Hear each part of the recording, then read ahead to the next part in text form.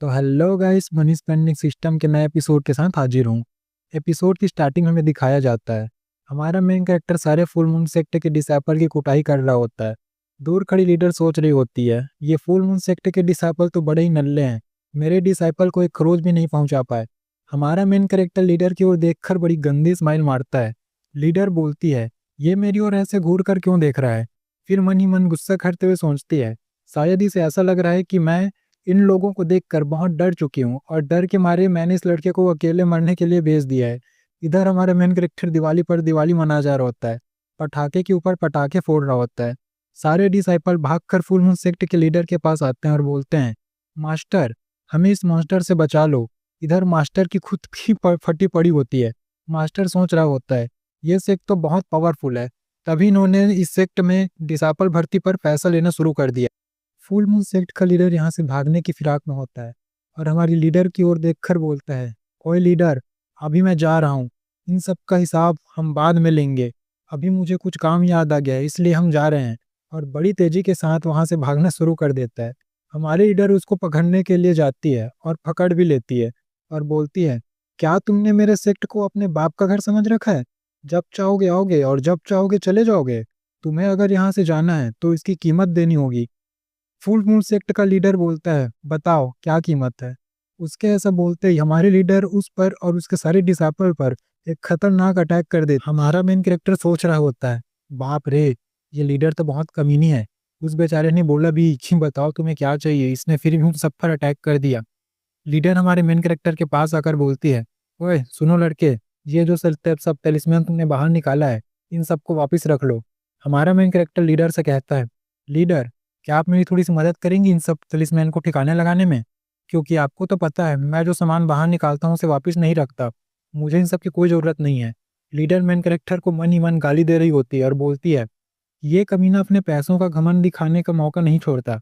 इसे क्या पता कि हमारे मेन कैरेक्टर कहीं ये सब वापस कर रखेगा तो सिस्टम उसका पॉइंट माइनस कर देगा। इसके बाद दोनों मिलकर तलिस्मैन को पटाखों की तरह फोड़ने लग जाते हैं। लीडर को अपनी पिछली ज़िंदगी की याद आती है, जहाँ पर एक लड़की आकर हमारी लीडर को बोल रही होती है, सीनियर सिस्टर, चलिए ना बाहर जाकर पटाखों को फोड़ते हैं। लीडर बोलती है, मुझे इन सब में कोई इंटरेस्ट नहीं है। वो लड़की कहती है, सीनियर सिस्टर, ज़िंदगी एक ही बार मिलती है, इसे एक कल्टीवेशन बस करके अपनी ज़िंदगी झंड मत करो। उसके बाद हमारा सीन प्रेजेंट में आता है, जहाँ पर लीडर मुस्कुरा रही होती है।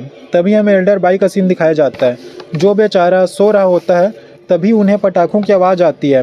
हमारा एल्डर भाई जागते हुए देखता है, क्या हो रहा है यहाँ पर, कहीं कोई दुश्मन का अटैक तो नहीं है, और वापस सोने लगता है। एक बार बाहर देखता है तो तलिस्मैन फूट रहे होते हैं। हमारा एल्डर भाई बेचारा भागते हुए बाहर आता है, जहाँ पर ये दोनों चूतिए तलिस्मैन ब्लास्ट कर रहे होते हैं। एल्डर भाई बोलते हैं, ये तुम दोनों क्या कर रहे हो? लीडर बोलती है, दिखाई नहीं दे रहा, हम दोनों तलिस्मैन को ठिकाने लगा रहे हैं। हमारा मेन कैरेक्टर एल्डर भाई को बोलता है, एल्डर आइए ना, आप भी हमारे साथ इन तलिस्मैन को ब्लास्ट कीजिए। एल्डर भाई हमारे मेन कैरेक्टर को गुस्सा करते हुए बोलता है, तोहार माइके, तुझे पता भी है एक तलिस्मैन 1000 रुपये का आता है? और लीडर, ये तो बेवकूफ़ है, आपसे मुझे ऐसी उम्मीद नहीं थी। हमारा मेन कैरेक्टर अपना रिंग उतारते हुए बोलता है, एल्डर भाई, आप डोकरा हो चुके हैं, इसमें पूरे 5 लाख रुपए हैं, आप बाहर जाओ और नींद की दवाई लेकर उसे खाकर सो जाइए। एल्डर भाई बोलता है, लड़के, तुमने तो मुझे बहुत कम आंक लिया है। एल्डर भाई अपना शर्ट उतारते हुए सल्लू भाई बन जाते हैं और बोलते हैं, तुम दोनों के दोनों जाओ और सो जाओ, तुम दोनों थक गए होगे, अब इन तलिस्मैन को मैं फोड़ूंगा। मेरा मेन कैरेक्टर खुश होते हुए बोलता है, एल्डर भाई को तो बेवकूफ़ बनाना बहुत आसान है, अगले बार ही मैं इसी ट्रिक का इस्तेमाल करूंगा और एल्डर भाई को बेवकूफ़ बनाऊंगा और अपना काम निकलवा लूंगा। एल्डर भाई सारे तलिस्मैन को शक्तिमान बनकर घुमा घुमा कर फेंक रहे होते हैं और फोड़ रहे होते हैं। इसके बाद हमें सुबह का सीन दिखाया जाता है, जहाँ पर एल्डर भाई खड़े होते हैं और सोच रहे होते हैं, साला, मैंने कभी सोचा भी नहीं था कि कभी ऐसा भी दिन मुझे देखना पड़ेगा, जहाँ एक तलिस्मैन को फोड़ने में साला मुझे दिन से रात हो जाएगी और रात से दिन हो जाएगा। मेन कैरेक्टर बाहर आता और देखता है कि एल्डर भाई ने सारे तलिस्मैन को ठिकाने लगा दिया है। एल्डर भाई हमारे मेन कैरेक्टर के पास आता और बोलता है, बच्चे, देख लिए ना, इस बूढ़े की अंदर भी बहुत जान बाकी है, एक बार अगर वापस से ऐसा कुछ काम हो तो मुझे ज़रूर बताना। तभी वहाँ पर लीडर आती है और सोच रही होती है, यहाँ इस सेक्टर में भले हम लोग 3 लोग हैं, लेकिन पता नहीं मुझे ऐसा क्यों लग रहा है कि कुछ ना कुछ गड़बड़ होने वाला है। हमारी लीडर हमारे एल्डर भाई के पास आती है और बोलती है, वाह वाह एल्डर भाई, आप तो 5 लाख रुपए में बिक गए। एल्डर भाई बोलता है, नहीं लीडर, आप मुझे गलत समझ रही हो, ये मैं पैसों के लिए नहीं किया, ये मैं इसलिए किया ताकि मैं अपनी ताकत दिखा सकूं। हमारे मेन कैरेक्टर को सिस्टम का नोटिफिकेशन आता है जिसमें लिखा होता है होस्ट आपके द्वारा मिशन पूरा किया गया, इसलिए आपको हम 1000 स्पेंडिंग पॉइंट देते हैं। हमारा मेन कैरेक्टर सिस्टम को बोलता है, अरे वाह सिस्टम, ये तो पहली बार हुआ जब तूने मुझे इतने पॉइंट दिए। लेकिन यार यहाँ पर सिर्फ 3 ही लोग हैं यार, एक लीडर जिससे मैं ज़्यादा बातचीत करता नहीं, एल्डर भाई को मैं कितने बार ही बेवकूफ़ बनाकर स्पेंडिंग पॉइंट कमा लूँगा। अगर यहाँ पर और भी जूनियर डिसेबल मेरे आ जाए तो कितना अच्छा होगा।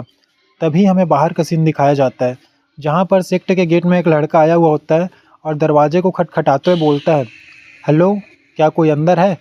तभी वो लड़का दरवाज़ा खोलकर अंदर आ जाता है जहाँ पर वो देखता है कि हॉल के बीचों बीच एक बड़ा सा गड्ढा बना हुआ है। वो लड़का सोचता है ये साले चूतिया क्या कर रहे थे, क्या ये सेक्ट सही भी है या फिर गलत।